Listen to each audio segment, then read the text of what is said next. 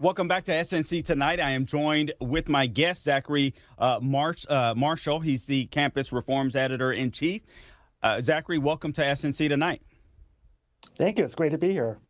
Okay, so Zachary, listen, I want to talk to you about the, obviously you're with Campus Reform. We've seen this, just rise, a completely skyrocketing of anti-Semitism across college campuses. Just give us your take on that. Well, as I said from the very first week after the October 7th terrorist attack, if you're shocked, you haven't been paying attention. The anti-Semitism and the violence we've seen on campuses since last fall is the direct result of 40 years of higher education hiring and teaching trends where the system rewards professors who indoctrinate students with anti-Western values that translate into anti-American and anti-Israel scholarship. So students are being brainwashed into into hating not only just Israel and Israelis, but also Jews. We see college students harass and assault Jewish Americans because they hold them accountable for what a country in Asia is doing. And I gotta ask you this, Zachary. I mean, is it whenever I see these anti-Israeli protesters, when I see these pro-Hamas, I call them pro-Hamas, not pro-Palestinian protesters, I can't help but to think they're anti-American too. I don't believe that you can be anti-Semitic and not be anti-American as well. What's your take on that? Am I off the reservation on that one? No, you're completely on it. Campus Reform, we've been reporting on a survey that comes out every year from North Dakota State University, and the results year after year show that college-age Americans are getting not only increasingly anti-American, but also increasingly pro-socialist. So what is hard for Americans to grasp when they've been out of college for decades, but what's so fundamentally important to understand is that this is all connected into a leftist agenda to not only denigrate America and its allies, but also to attack and criticize the capitalist system.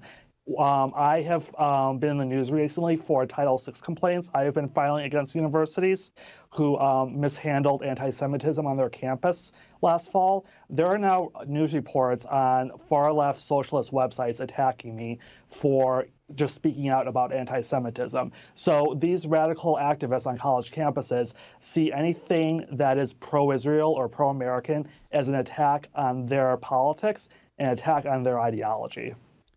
I have to ask you this, Zachary, and actually I'll be posting a podcast later on this, but Ben Shapiro came out with or Tom McDonald with a rap video featuring Ben Shapiro, and one of Ben Shapiro's big, statements or mantras, facts don't care about your feelings, and I totally agree with Ben Shapiro, but it's crazy to me because I'm starting to see this shift where it seems like when it comes to the left, their feelings don't compute with facts. They don't care about facts. They don't care about the fact that you had so many Israelis that were literally slaughtered. You could watch some of the gruesome acts take place online.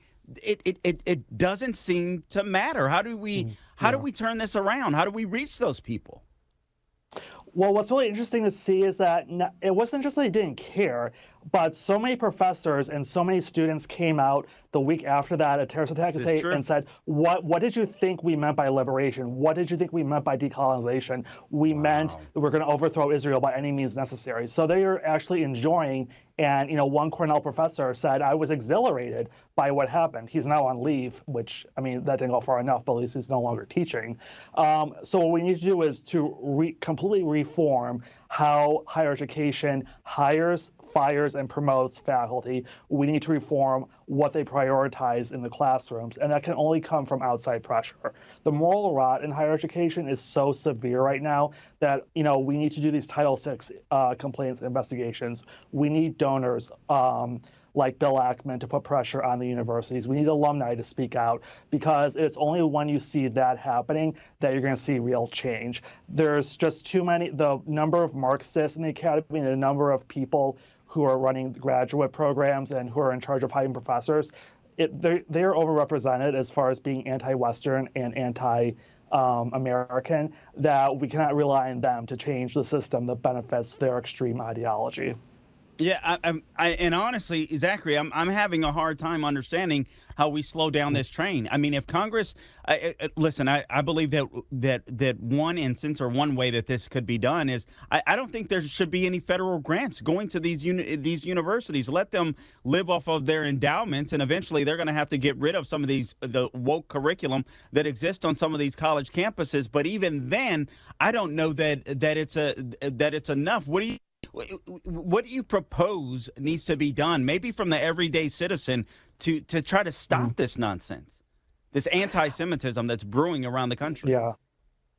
I think we put pressure on universities from all angles. So I think the endowment part that you just raised up is certainly, that has to be on the table. But the most direct and most immediate thing we can do right now is to get lawmakers engaged. We saw what happened to the presidents of Harvard and UPenn when they went before Congress. But we've also seen in the last 6 months that states like Florida, Texas, Oklahoma, and Utah are coming out with bans on DEI spending and programming in public universities and schools. That DEI offices and the programs they have run over the last 10 years, especially in California, are part of the reason and part of the fuel that led to the anti-Semitism we're seeing now. So I think concerned citizens need to get their local representatives engaged, and to have our governors and state legislators hold these universities accountable. I just wrote an op-ed that's in Washington Examiner this morning that said, I'm bullish on the end of DEI, because we are now starting to see these governors and legislatures, start to say, if you're going to choose indoctrination over teaching, we're not going to fund you anymore. We need more of that from both private and public citizens.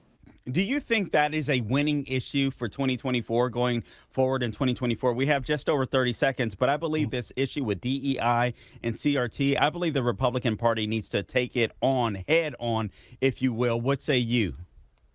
It is definitely a winning issue. What October 7th did was show America the extent of the rot and the anti-Semitism and the hatred that exists on college campuses. They would not believe it until they saw it for themselves. So I think those of us who want reform and want to see higher education restore its traditional values need to keep championing and pushing change here if we're going to, see any kind of real action. And I think there's a lot of people out there that do see that as something they will prioritize this election cycle.